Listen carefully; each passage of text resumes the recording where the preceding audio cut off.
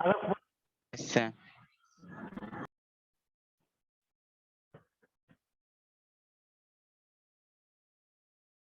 Good afternoon everyone.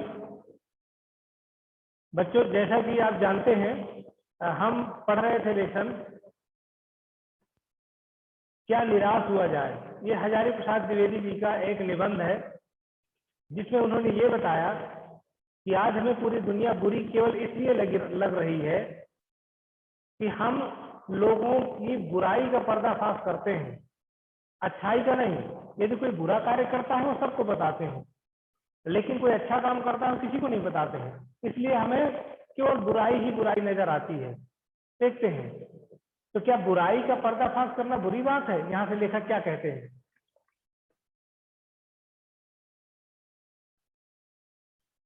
दोषों का पर्दाफाश करना बुरी बात नहीं है। बुराई ये मालूम होती है कि किसी के आचरण के गलत पक्ष को उद्घाटित करके उसमें रस लिया जाता है और दोषोद्घाटन को एकमात्र कर्तव्य मान लिया जाता है।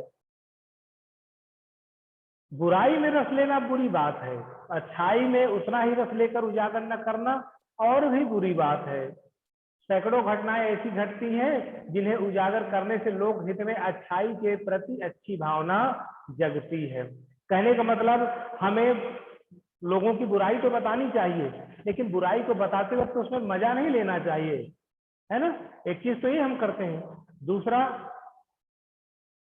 लोगों की अच्छाई हम बताते नहीं है।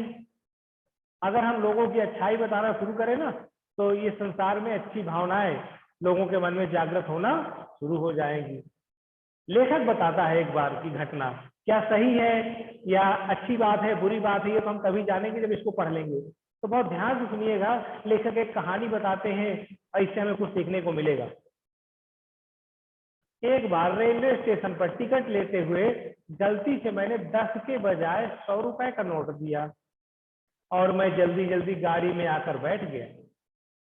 थोड़ी देर में टिकट बाबू उन दिनों के सेकेंड क्लास के डिब्बे में हर आदमी का चेहरा पहचानता हुआ उपस्थित हुआ। उसने मुझे पहचान लिया और बड़ी विनम्रता के साथ मेरे हाथ में 90 रुपए रख दिए और बोला, यह बहुत गलती हो गई थी। आपने भी नहीं देखा, मैंने भी नहीं देखा। उसके चेहरे पर विचित्र संतोष की गरिमा थी। मैं चकित रह गया। देखिए कितनी बड़ी बात है। यहाँ पर ध्यान दीजिए, विचित्र संतोष की गरिमा ये व्यक्ति के मन में तब आती है जब कोई अच्छा काम करता है। और हमने भी कई बार अच्छे काम किए होंगे, लेकिन क्या हमने कभी किसी को बताया है कि हम उस दुकान में गए थे, उस दुकान वाले ने हमें पैसा ज्यादा लौटा दिया तो फिर हमने उसको ज्यादा पैसा उसको वापस कर दिए। ऐसे कुछ बातें हम बताते नहीं, बस ये बताते हैं कि उस दुकान वाले ने हमको ठग लिया। बहरहाल लेखक कहते हैं, कैसे कहूं कि दुनिया से सच्चाई और ईमानदारी लुप्त हो गई। वैसी अनेक अवांछित घटनाएं भी हुई हैं, परंतु यह एक घटना ठगी और वंचना की अनेक घटनाओं से अधिक शक्तिशाली है। लेखक बहुत सारी घटनाएं बताएगा यहाँ पर और ये बताएगा कि कब लोगों ने अच्छा काम किया, लेकिन हम लोगों के अच्छे काम को बताते नहीं है, इसलिए इस दुनिया में हमें केवल बुराई ही बुराई नजर आती है। अब देखिए लेखक आगे एक घटना बताए, उससे पहले मैं आपसे कुछ पूछ लूं। चलिए पूछते हैं। निष्ठा पांडे, आवाज आ रही है बेटा मेरी? Yes sir. बेटा आपको यस सर। ये बताना है कि लेखक ने इस छोटी सी कहानी में क्या बात हमको बताई जिससे हमें कुछ सीख लेनी चाहिए।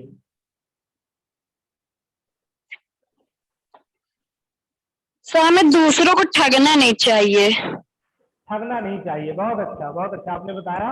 और ये भी है कि अगर कोई हमारे साथ अच्छा कार्य करता है तो उसके अच्छे कार्य को भी हमें सबको बताना चाहिए। ठीक है, चलिए अभी एक प्रश्न और पूछता हूं।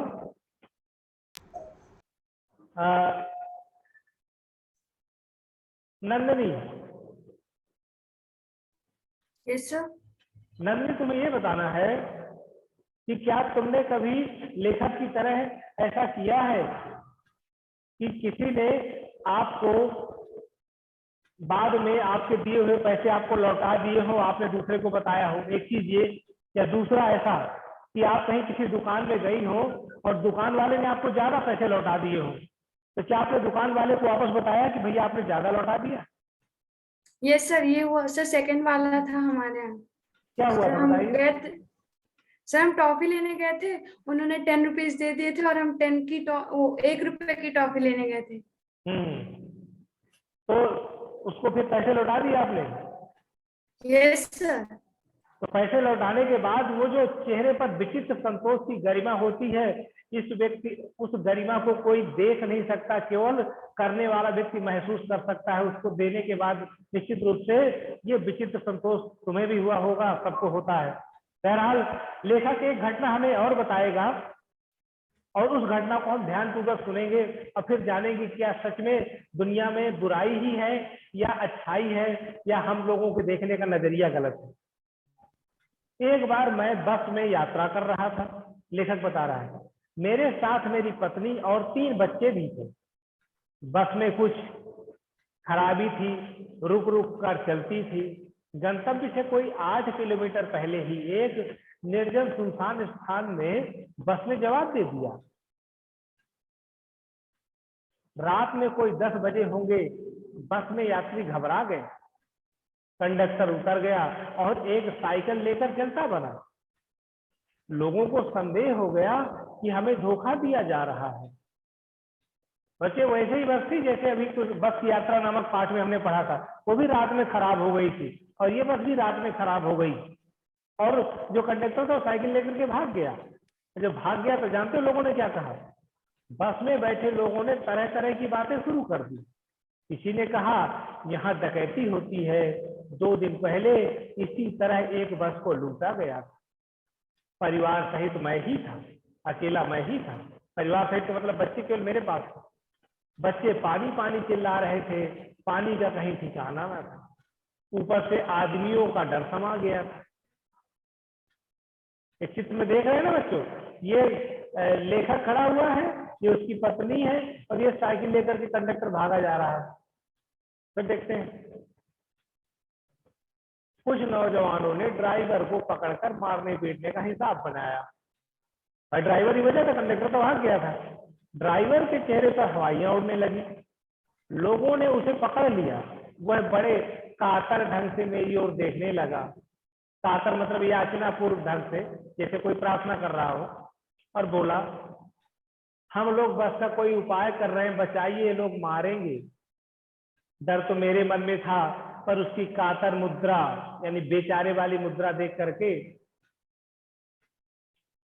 मैंने यात्रियों को समझाया कि मारना ठीक नहीं है, परंतु यात्री इतने घबरा गए थे कि मेरी बात सुनने को तैयार नहीं थे। कहने लगे, इसकी बातों में मत आइए, धोखा दे रहा है, कंडक्टर को पहले ही डाकुओं के यहाँ भेज दिया गया है। ये देखिए लोग मार रहे हैं ड्राइवर को। और ड्राइवर ने किसकी ओर देखा? लेखक की ओर, क्योंकि उस बस में वही सबसे ज्यादा बुद्धिमान और समझदार दिख रहे थे। हजारी प्रसाद द्विवेदी का व्यक्तित्व ही ऐसा था। तो क्या सच में इन लोगों ने बेईमानी की थी? सच में ये डकैती डलवाना चाहते थे? ये तो आगे पता चलेगा। सर हो सकता है कि वो पेट्रोल लेने गए, वो डीजल लेने गया हो। बिल्कुल बिल्कुल हो सकता है। और ये भी हो सकता है कि वो सच में डकैती डलवाना चाहता हो, या सच में कोई पानी लेने गया हो, या कुछ भी करने गया हो। ये सब आगे हम पता करेंगे, ठीक है? तो आइए जानते सच में था क्या। मैं भी बहुत भयभीत था, पर ड्राइवर को किसी तरह मारपीट से बचाया। 1.5-2 घंटे बीत गए। मेरे बच्चे भोजन और पानी के लिए व्याकुल थे। मेरी और पत्नी की हालत बुरी थी। लोगों ने ड्राइवर को मारा तो नहीं, पर उसे बस से उतारकर एक जगह घेर कर रखा। कोई भी दुर्घटना होती तो पहले ड्राइवर को समाप्त कर देना उन्हें उचित जान पड़ा। मतलब एक तरीके से गारंटी के रूप में ड्राइवर को रख लिया कि अगर डकैती होती है तो हम तुम्हें मार डालेंगे। मेरे गिड़गिड़ाने का कोई विशेष असर नहीं पड़ा। इसी समय क्या देखता हूँ, ये खाली बस चली आ रही है और उस पर हमारा बस कंडक्टर भी बैठा हुआ है। उसने आते ही कहा, अड्डे से नई बस लेकर आया हूँ, इस बस पर बैठिए, वह बस चलाने लायक नहीं है। फिर मेरे पास एक लोटे में पानी और थोड़ा दूध लेकर आया और बोला, पंडित जी, बच्चों का रोना मुझसे देखा नहीं गया, वही दूध मिल गया, थोड़ा लेता आया, यात्रियों में फिर जान आई, सबने उसे धन्यवाद किया, ड्राइवर से माफी मांगी और 12 बजे से पहले ही सब लोग बस अड्डे पर पहुंच गए। देखिए, तो लोग क्या क्या सोचने लगते हैं घटना होने से पहले। सभी लोग यही सोच रहे थे ना कि डकैती डलवाएगा, कंडक्टर भाग गया, और ऐसे ही लोग अफवाह उड़ा देते हैं बाद में। तो यही हमें लगता है कि देखिए ये ड्राइवर कंडक्टर बदमाश होते, बदमाशी करते हैं, लेकिन इस तरह की घटना कोई नहीं बताता है कि वो कंडक्टर साइकिल लेकर के उतनी दूर गया और नई बस लेकर के आया और सबकी व्यवस्था की, दूध और पानी की भी व्यवस्था की बच्चों के लिए। ये अच्छी बातें नहीं बताते, और अच्छी बातें नहीं बताते तो हमें सारे ड्राइवर कंडक्टर बदमाश नजर आते हैं। अगर ऐसी बातें बताई जाने लगे तो पता चलेगा कि नहीं, इस संसार में बुराई ही बुराई नहीं, अच्छाई बहुत है, बस केवल हमें बताई और दिखाई नहीं जाती है। बहरहाल कैसे कहूं कि मनुष्यता एकदम समाप्त हो गई है, कैसे कहूं कि लोगों में दया माया नहीं रह गई है। जीवन में जाने ऐसी कितनी घटनाएं हुई हैं जिन्हें मैं भूल नहीं सकता। चलिए, तो इसको हम आगे जानेंगे, लेकिन आपसे जानना चाहेंगे कि आप भी कोई ऐसी घटना या ऐसी छोटी मोटी चीज बताना चाहेंगे जिससे किसी ने अच्छा कार्य किया हो और आपको लगता है कि नहीं, इसको सबको बताना चाहिए। चलिए, शुभ अग्रवाल बताएंगे। शुभ अग्रवाल। Yes sir. बेटा, तुम्हारे मन में भी कोई ऐसी घटना या ऐसा कोई प्रसंग है छोटा सा जिससे बता सको कि नहीं, दुनिया में बुराई नहीं, अच्छाई बहुत है, बस हम लोगों को बताते नहीं अच्छाई। एक बार क्वेश्चन फिर रिपीट कर दीजिए प्लीज। क्वेश्चन ये है कि क्या तुम्हें भी कोई ऐसी घटना याद आती है जिसमें से किसी ने आपके साथ अच्छा व्यवहार किया हो लेकिन आपने सबको न बताया हो? तो हमें बताओ कि वो अच्छा व्यवहार किसने आपके साथ किया। सर हमें तो ऐसा कुछ याद नहीं आ रहा। बस समस्या यही है कि हम अच्छी चीजों को याद नहीं रखते। अगर मैं आपसे कहूं कि आपको आपके साथ बुरा व्यवहार क्या कभी किसी ने किया है तो शायद आप बताना चाहेंगे। क्या आपको कोई बुरा व्यवहार याद है जो किसी ने आपके साथ किया है? सर हमेशा अच्छा ही हुआ है, ऐसा कहीं बुरा थोड़ी ना हुआ है। तो वही तो कह रहा हूँ, अच्छा व्यवहार याद नहीं रहता ना। अगर अच्छा याद है तो बता सकते हैं। समस्या ही हम लोगों के साथ, हम बुरा व्यवहार याद रखते हैं, अच्छा व्यवहार याद नहीं रखते हैं, और इसीलिए हम लोगों को बुरा बुरा या बुराई वाली घटनाएं बताते हैं और लोगों को बताते हैं कि सब जगह बुराई है। चलिए, कोई और बताना चाहता है जिसके साथ कोई अच्छी घटना हुई हो?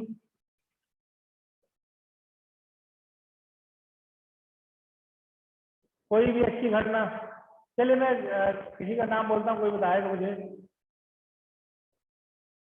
स्वर्णिमा। Yes sir. बेटा, तुम्हें कोई घटना ऐसी याद है जो बताना चाहो कि तुम्हारे साथ किसी ने अच्छा व्यवहार किया था? Yes sir. बताइए। सर अभी 2-3 दिन पहले की बात है। मैं मेरे ट्यूशन से घर जा रही थी, तो रास्ते में मतलब बहुत सारे बंदर थे। तो सर वहां से बहुत सारे लोग निकल गए, लेकिन किसी ने भी मतलब मेरी हेल्प करने के लिए उन बंदरों को नहीं भगाया। पर सर तब भी एक भैया निकले, वो दूसरी साइड जा रहे थे, पर फिर भी वो मेरे साइड आए और उन्होंने उन बंदर को भगाया। तब जाके फिर मैं घर जा पाई। बहुत अच्छा, बहुत अच्छा।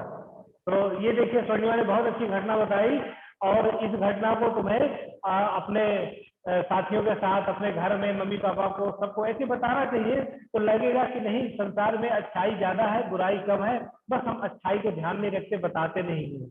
बहुत अच्छा स्वर्णिमा आपने बताया। तो और कोई बताना चाहेगा जिसके साथ कोई अच्छी घटना हुई हो? कोई बोलना चाहेगा? चलिए, कोई बात सर नहीं हम है। बताना चाहेंगे एक बार। नाम? सर शुभ अग्रवाल। हाँ, शुभ, बोलिए बेटा। सर एक बार छोटे में सर हम ग्वालियर के किले घूमने गए थे, तो सर हम वहां पे जो ग्वालियर किले की ऊंचाई होती है वहां पे से हम झूलने लगे। तो वहां पे लोग देख के सब कोई भागने लगे कि क्या हो गया क्या हो गया, लेकिन तब भी जाके एक दीदी आई, उन्होंने क्या कहते हैं मेरे को वहां से हाथ खींचा, तभी मेरी जान बच पाई।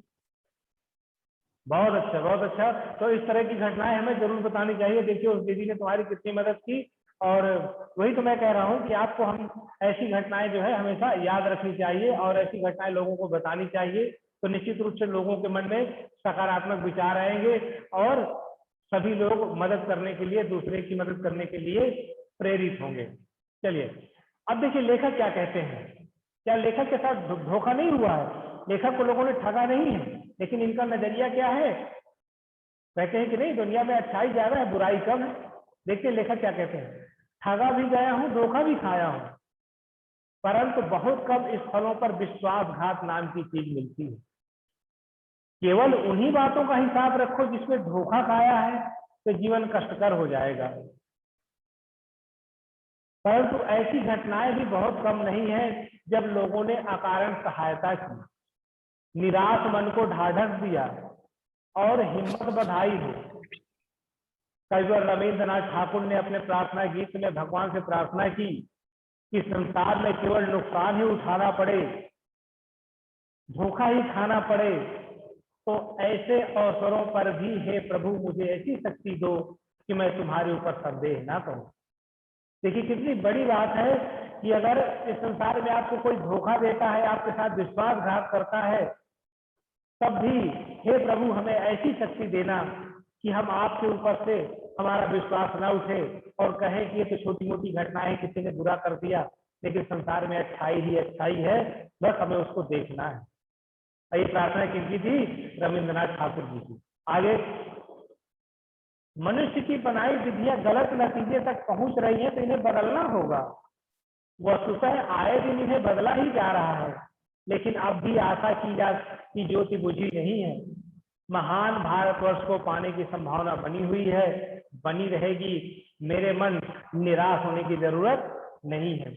लेखक उनको कह रहे हैं कि जो लोग कहते हैं कि चारों तरफ अपराध है, भ्रष्टाचार है, बेईमानी है, चोरी है, डकैती है, झूठ है, फरेब है, ऐसा नहीं है। निराश होने की जरूरत नहीं है। यदि ऐसा होता तो आज ये मानव सभ्यता नष्ट हो गई होती, दुनिया मिट गई होती। ऐसा नहीं है। बस केवल हमें उन अच्छाइयों को देखने की, समझने की और प्रचारित और प्रसारित करने की आवश्यकता है, फैलाने की आवश्यकता है। तो उम्मीद है पाठ आपकी समझ में आ गया होगा। अब कुछ प्रश्नों की चर्चा कर ले। यहाँ पर लेखक ने स्वीकार किया है कि लोगों ने उन्हें भी धोखा दिया है, फिर भी वो निराश नहीं है। आपके विचार से क्या कारण हो सकता है कि लेखक निराश नहीं है? जब धोखा तो लेखक को भी मिला है, लेकिन लेखक निराश नहीं है। क्यों निराश नहीं है? कौन बताना चाहेगा इसका उत्तर? सर हम बताएं? सर नंदिनी मिश्रा। हाँ बोलिए। सर उन्होंने जितना धोखा खाया होगा उससे ज्यादा उनको हेल्प मिली होगी, मदद मिली होगी। बिल्कुल बिल्कुल आपने बताया, सही बताया। और कोई बताना चाहेगा? सत्येंद्र प्रताप। सत्येंद्र प्रताप, सत्येंद्र प्रताप बोलो। Yes sir. सर मैं शिव अग्रवाल बोलूं? नहीं, पहले सत्येंद्र का सुन ले। Yes sir. हाँ, बताना है आपको कि लेखक को भी बहुत धोखा मिला है, लेकिन वो निराश नहीं है। क्यों? सर उनको कोई मदद भी किया होगा, धोखा भी दिया, सबसे ज्यादा उनकी मदद की होगी किसी ने, इसलिए सर अच्छी बातें याद है, बुरी बातें वो भूल गए। बहुत अच्छा, बहुत अच्छा। प्रखर सिंह बोलो, क्या बोलना चाहते हो?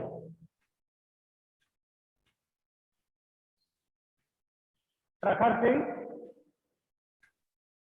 Yes sir. हाँ, क्या बोलना चाहते हैं, बोलिए। सर कुछ लोग होते हैं जो सर सिर्फ अच्छी बातें याद रखते हैं सर, इसलिए उन्हें लगा होगा ऐसे कि उन्होंने किसी को धोखा नहीं दिया उनको, मतलब। बहुत बढ़िया, बहुत बढ़िया। हाँ, शुभ अग्रवाल बोलिए। सर उन्हें इसलिए बुरा नहीं लगा क्योंकि उन लोगों ने उनको धोखा भी दिया है, लेकिन उससे ज्यादा उनको हेल्प की है, बहुत ज्यादा उनकी हेल्प की है, तो इसीलिए वो धोखे दुख चीजों को भुला देते हैं और अच्छी चीजों को याद रखते हैं, बुरी चीजों को भूल। बहुत अच्छा, बहुत अच्छा। तो वो हमेशा अच्छी बातों का हिसाब रखते हैं, बुरी बातों का हिसाब नहीं रखते हैं। हाँ स्वर्णिमा बताइए, क्या बोलना चाहती थी आप? सर मैं यही आंसर बताना चाहती थी। बोलिए। सर लेखक को ऐसा इसलिए लगता है क्योंकि सर लोगों ने मतलब जितना उनके साथ बुरा किया है उतना ही अच्छा किया है, और सर लेखक बुरी चीजों से ज्यादा अच्छी चीजों का हिसाब रखता है। बहुत बढ़िया, बहुत बढ़िया, शाबाश। तो सभी ने बहुत अच्छा बताया है। अब अगले प्रश्न की ओर चलते हैं। समाचार पत्रों, पत्रिकाओं और टेलीविजन पर आपने ऐसी अनेक घटनाएं देखी सुनी होंगी जिसमें लोगों ने बिना किसी लालच के दूसरों की सहायता की है या ईमानदारी से काम किया हो। ऐसे समाचार तथा लेख एकत्रित करें और कम से कम 2 घटनाओं पर अपनी टिप्पणी करें। तो इसकी जगह मैं एक प्रश्न देता हूं, आप ध्यान से सुनिएगा सब लोग। इसकी जगह पर एकत्र करने वाला काम नहीं देता हूं, मैं आपके लिए काम देता हूं कि आप किसी एक ऐसी घटना का उल्लेख करें जिसमें किसी ने आपकी मदद की हो। जैसे अभी कुछ देर पहले स्वर्णिमा ने और शुभ अग्रवाल ने घटनाएं बताई, तो ऐसी ही किसी एक घटना का आपको उल्लेख करना है और कुछ 3-4 लाइनों और 5 लाइनों में उसको लिखना है। ठीक, आगे। लेखक ने अपने जीवन की 2 घटनाओं में रेलवे के टिकट बाबू और कंडक्टर की अच्छाई ईमानदारी की बात बताई है। आपके साथ भी कोई अगर ऐसी घटना हुई है तो आप उसको बताइए। तो ठीक है, दोनों प्रश्नों की जगह आपको एक प्रश्न करना है, यानी आपको किसी एक घटना का उल्लेख करना है जिसमें किसी ने आपके साथ कोई अच्छा कार्य किया हो। तो इस प्रकार से इस पाठ में केवल 2 प्रश्न करने हैं। पहला वाला करना है और दूसरे और तीसरी की जगह जो मैंने आपको बताया कि आपके साथ हुई किसी अच्छी घटना का आपको उल्लेख करना है। ठीक, ओके सर।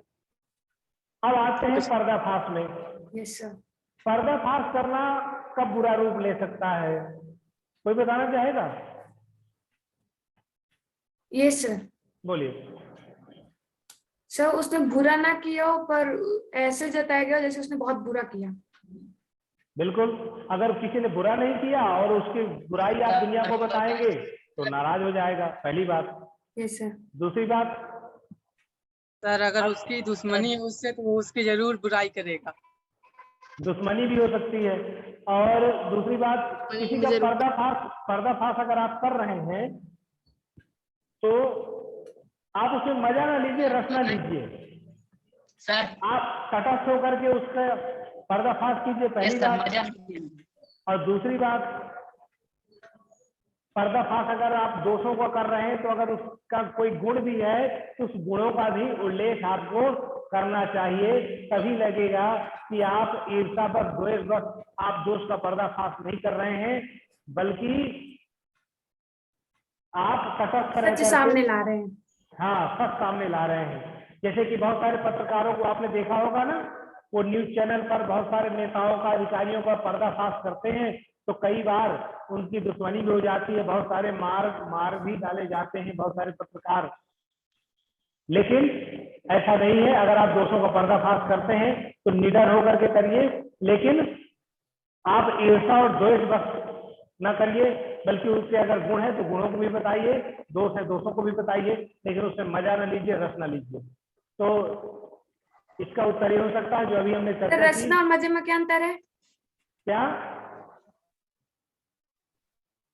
हाँ बोलिए। मजा में क्या अंतर है? नहीं सुन सर पाया। रचना और मजा में क्या है? रस लेना और मजा लेना एक ही चीज है दोनों, ठीक है? आनंद लेना, किसी की बुराई में आनंद लेना। तो सर मजा मत लीजिए, रस ना कीजिए, रस लीजिए। नहीं, ना रस लीजिए ना मजा लीजिए, वही तो कह रहे हैं, ठीक है? उसमें मजा नहीं लेना, ठीक है? yes, अगर उसने बुरा किया है तो उसकी बुराई दुनिया को बताइए, लेकिन उसमें मजा ना लीजिए आप। आगे। आजकल के बहुत से समाचार पत्र या समाचार चैनल दोषों का पर्दाफाश कर रहे हैं। इस प्रकार के समाचारों और कार्यक्रमों की सार्थकता पर विचार लिखिए। मतलब क्या इनसे कोई फायदा होता है? तो फायदा ये होगा कि जो बुराई करने वाले लोग हैं वो बुराई नहीं करेंगे, डरेंगे, और इस समाज में अच्छाई फैलेगी, बुराई नहीं फैलेगी, ठीक है? तो इस तरीके से इसकी सार्थकता भी। तो दोनों के उत्तर आप लिख लेंगे। उम्मीद है आपकी समझ में आ गया होगा। कुछ पूछना है और किसी को? सर ये पर्दाफाश के भी दोनों करने हैं? हाँ, दोनों करने हैं। Okay sir. ठीक है, तो आज की क्लास समाप्त कर रहे हैं। Okay sir, bye yes sir. Sir. Bye everyone. Bye sir. Bye sir. Bye.